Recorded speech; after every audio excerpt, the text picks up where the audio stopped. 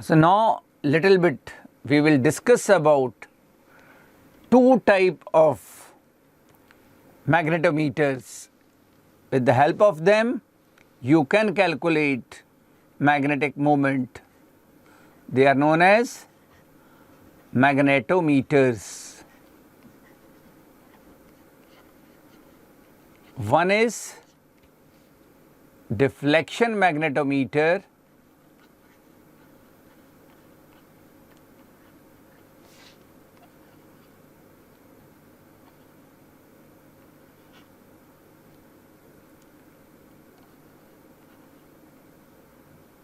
and other one is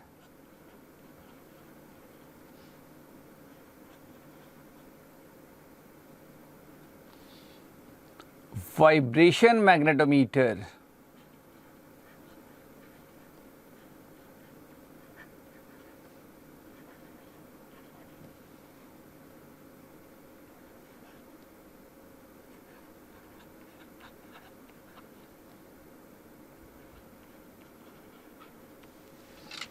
First we will discuss deflection magnetometer. What is deflection magnetometer? It works on the principle of tangent law. What is tangent law? If we have two uniform magnetic fields, suppose it is field F and it is field H, and you have one bar magnet free to rotate, what will happen? If this angle is theta, both will try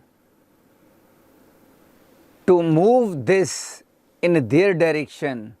So torque which is trying to take it back in the direction of H, that torque should be, we have formula M H sin theta, and torque which is trying, I am writing it tau 1, which is trying it to move in the direction of F. If this angle is theta, this angle should be 90 minus theta, that is M F sin 90 minus theta. Since the power of both is same, that's why it is in this condition, it is stopped in this condition. It means at this point mh sin theta should be equal to mf cos theta, cancel m with m.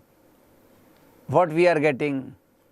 F is equals to h tan theta. It is known as tangent law. If a magnet is free to rotate in, the effect of two perpendicular uniform magnetic fields, and it makes in equilibrium an angle theta with one field, then other field should be tan theta times of first magnetic field. It is tangent law. So what we are doing in deflection magnetometer, it is like this.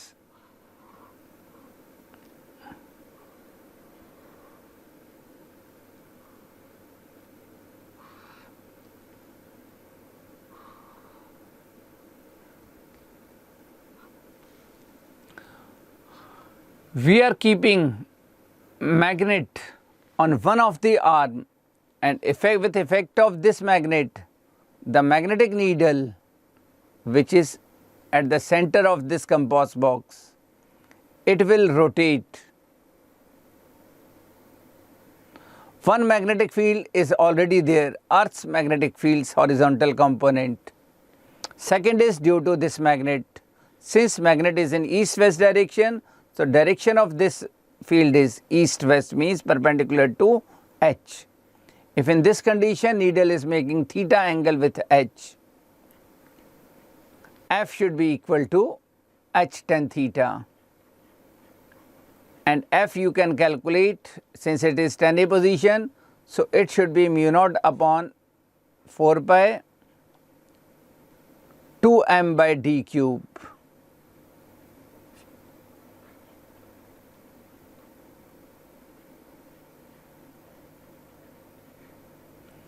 Suppose deflection is theta 1, note this, and magnetic moment is m1.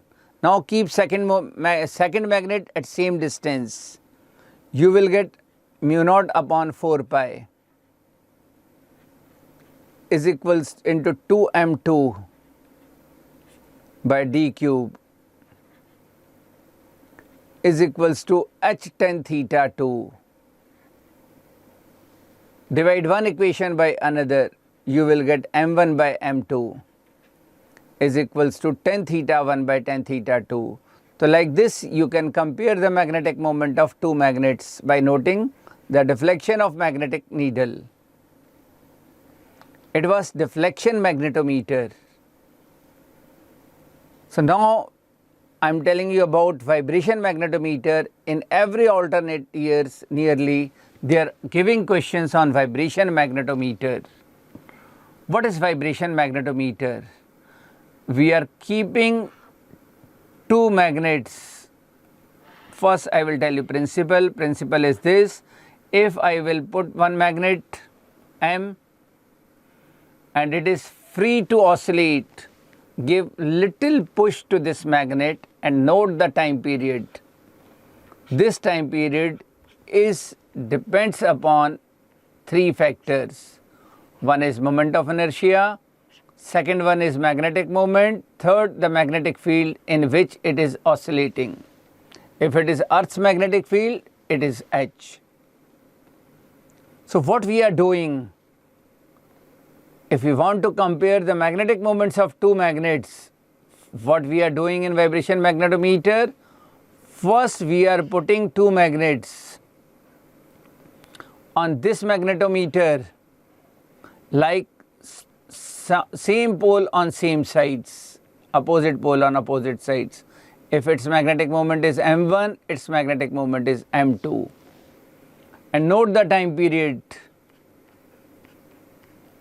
Moment of inertia is not following vector addition, so for both it should be I1 plus I2 upon same direction, so vectors will add. Now put them opposite pole in same direction. Initially like pole in same direction, now unlike poles in same direction. So now net magnetic moment, in this case net magnetic moment was difference of magnetic moments, sum of the magnetic moments. In this case it should be difference of magnetic moments. Again note time period T2. In this case again moment of inertia sum is same. Now it will become m1 minus m2. Divide t1 square or t2 square by t1 square. Like term will be cancelled out.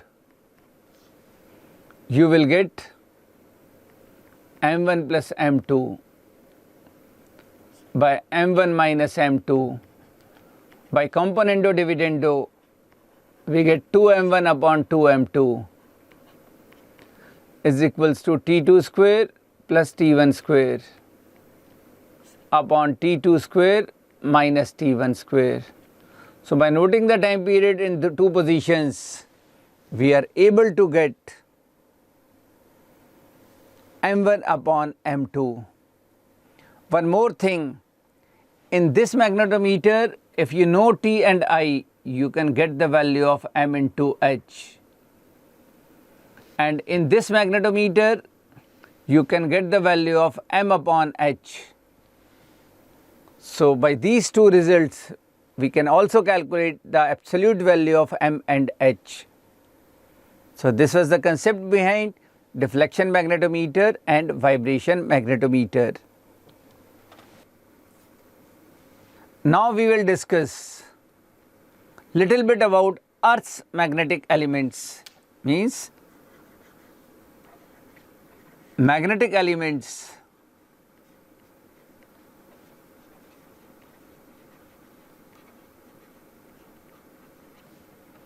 of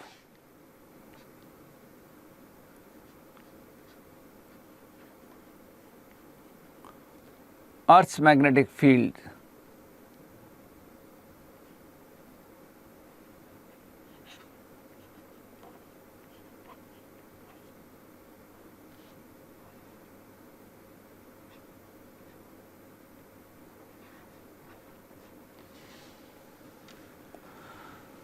There are three magnetic elements of Earth's magnetic field.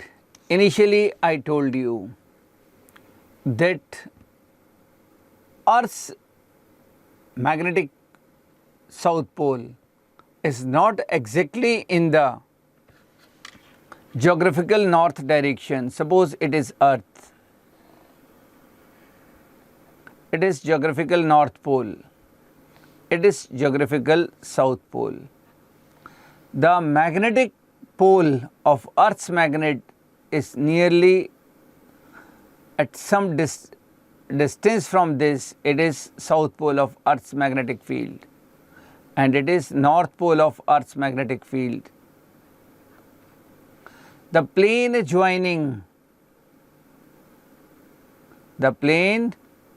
which is perpendicular to the line joining N and S, geographical north and south, and perpendicular to this line, the surface of Earth, is known as geographical meridian.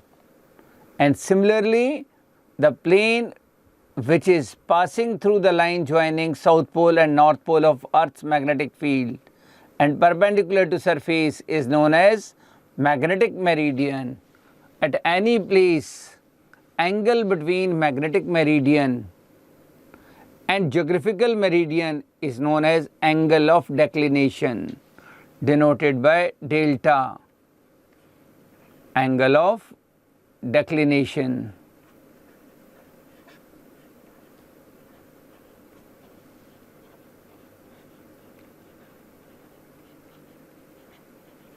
Angle between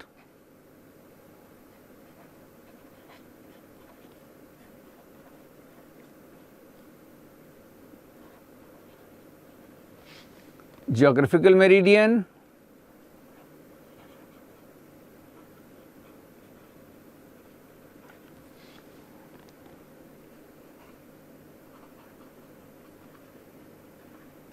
and magnetic meridian.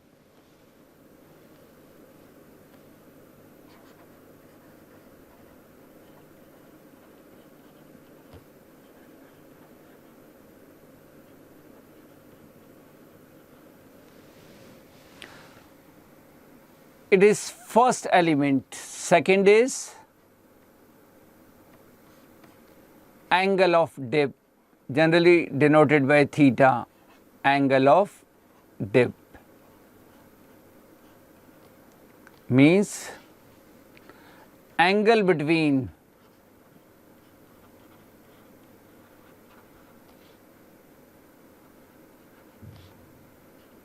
horizontal component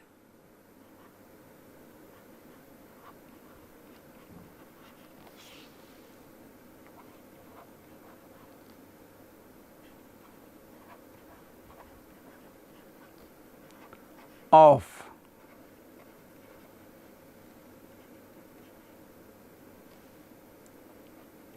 Earth's magnetic field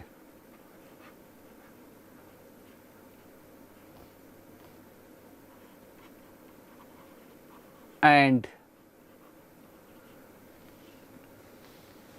total intensity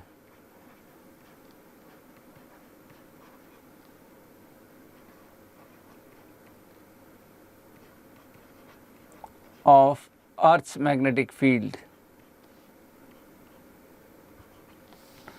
Third is horizontal component.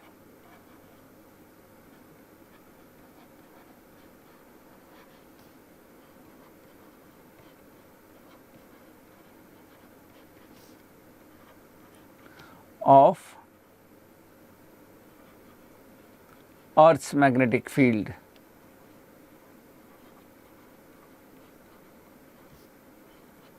Denoted by H. These are known as magnetic elements of Earth's magnetic field. if a needle is free to vibrate in any direction, any plane, it will stay in the direction of total intensity.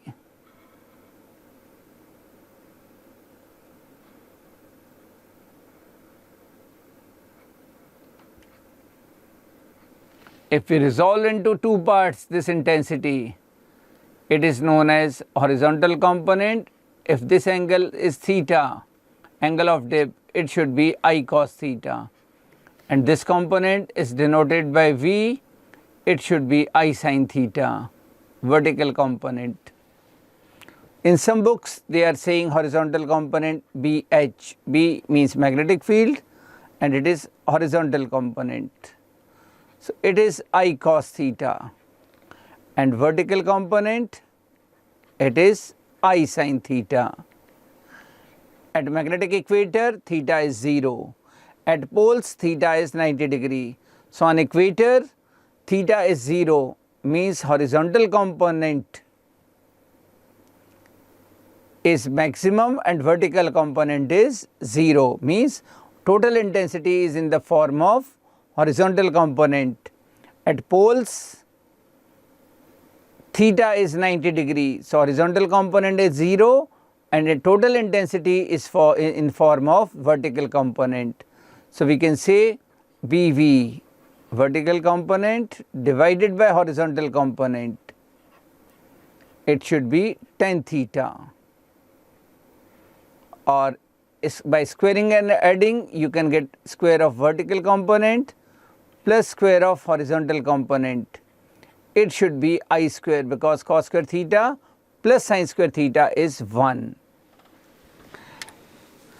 And remember, if important point, if delta 1 and delta 2 or theta 1 and theta 2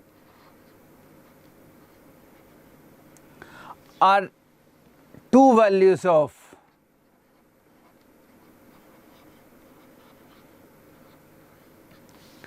angle of dip,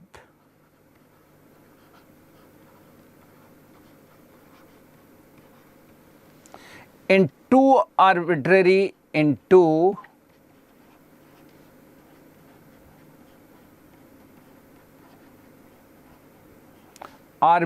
planes which are perpendicular to each other,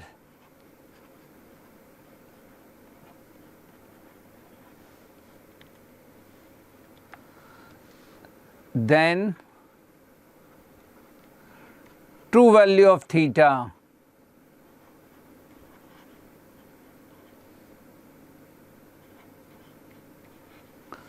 is given by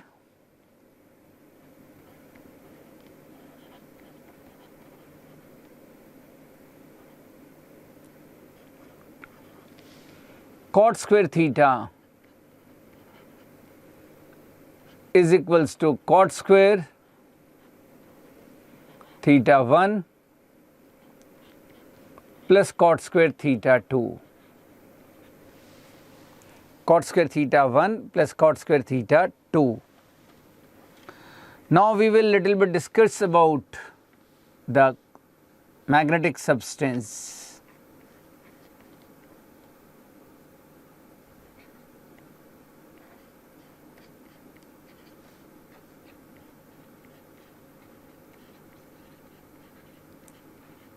Initially, I told you that magnetic properties of material are due to spinning of electrons in their orbits.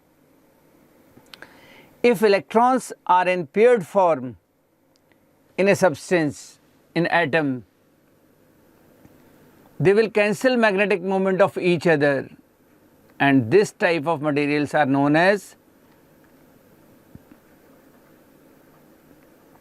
diamagnetic materials, diamagnetic substance. But if number of electrons in an atom is odd, it will not cancel the magnetic properties, magnetic moment. So this type of substance are known as para or ferro. What is happening in diamagnetic substance? When you are putting this substance in a strong magnetic field, it will make the speed of one spinning electron slow. It means value of I is decreased now, and it will increase the speed of one electron. So now the magnetic moment due to these two electrons is different. It is in opposite direction, but now values differ with each other. So they cannot cancel each other. Now your substance will magnetize in the opposite direction of applied magnetic field. In the opposite direction, it will magnetized, not strongly, feebly magnetized.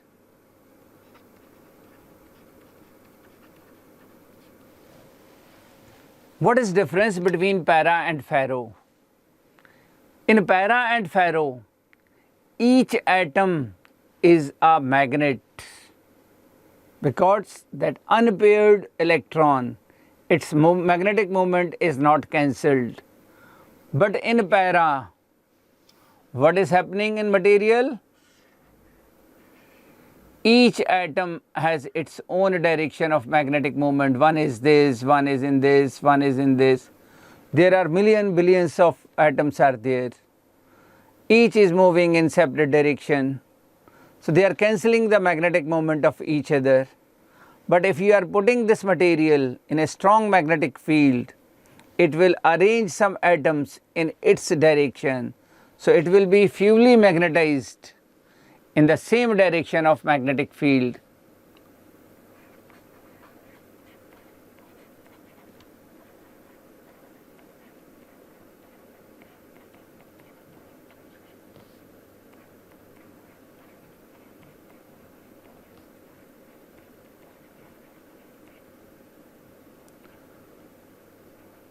But what is happening in ferro?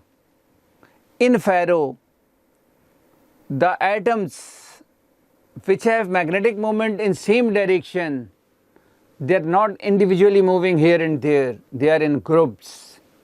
Their groups are known as domain. So in one domain, billions of atoms have magnetic moment in same direction. I am making only 4 domains, and magnetic moment of one domain is cancelling the magnetic moment of other domain. So in this, billions atoms are in a group which are showing magnetic moment in same direction. When we are putting this substance in a strong magnetic field, either it is rotating maximum domains in its own direction, or by shifting the boundaries of domain, now it is showing magnetic property strongly in the same direction, because it turn whole group of billions atom in their own direction. So it will show, it will strongly magnetized.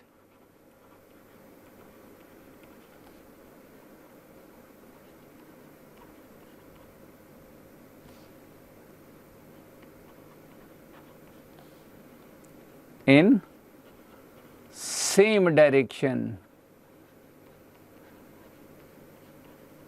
Now few definitions are there. First is magnetic intensity. I am writing here. Magnetic intensity. It is denoted by H, means ratio of applied magnetic field and permeability, B upon mu naught. Second is intensity of magnetization.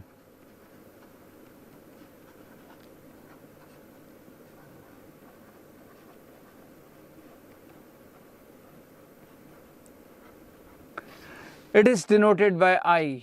It is magnetic moment per unit volume.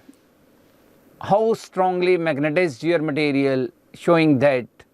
Second is magnetic induction.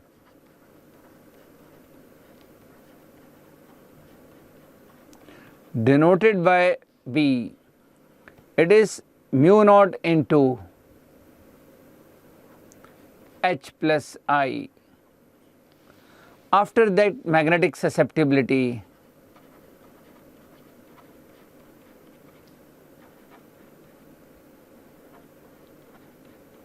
Denoted by Xi, and it is intensity of magnetization upon magnetic intensity. Then magnetic permeability.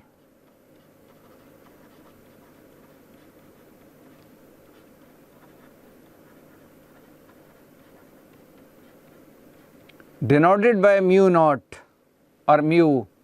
For free space, mu naught, ratio of B and H. Then relative permeability, denoted by mu R, means mu upon mu naught. And there is a relation between relative permeability and susceptibility, very important relation. Mu R is equals to 1 plus susceptibility. So diamagnetic substance, they have small and negative susceptibility, and they have small positive susceptibility, and they have large positive susceptibility. This property is very important, means mu R relative permeability is less than 1, mu R is greater than 1 for para and greater than 1 for ferro. For permanent magnet, we are using ferromagnetic substance. So next is hysteresis loss. When you are magnetizing the magnetic material, what is happening there? When you are removing the applied field, means you are putting your substance in magnetic field, it is acquiring some properties of magnetic field in the same direction. Suppose it is para or ferro, ferromagnetic substance is there. When you are removing external magnetic field, its magnetic properties are not becoming zero. Even though if you are applying magnetic field in opposite direction, again they are not zero. But when you are increasing the magnetic field in opposite direction, then for some value it will become zero. So lagging behind of magnetic properties means magnetic field inside the magnet. From applying magnetic field, due to this there are losses of energy, which is known as hysteresis losses. And if you plot the graph of B and H, means magnetic field which is acquiring by magnet and applying magnetic field, it is known as hysteresis loop. So it was all about magnet and magnetic properties of substance. So now we will discuss our assignment of 45 questions on magnetism.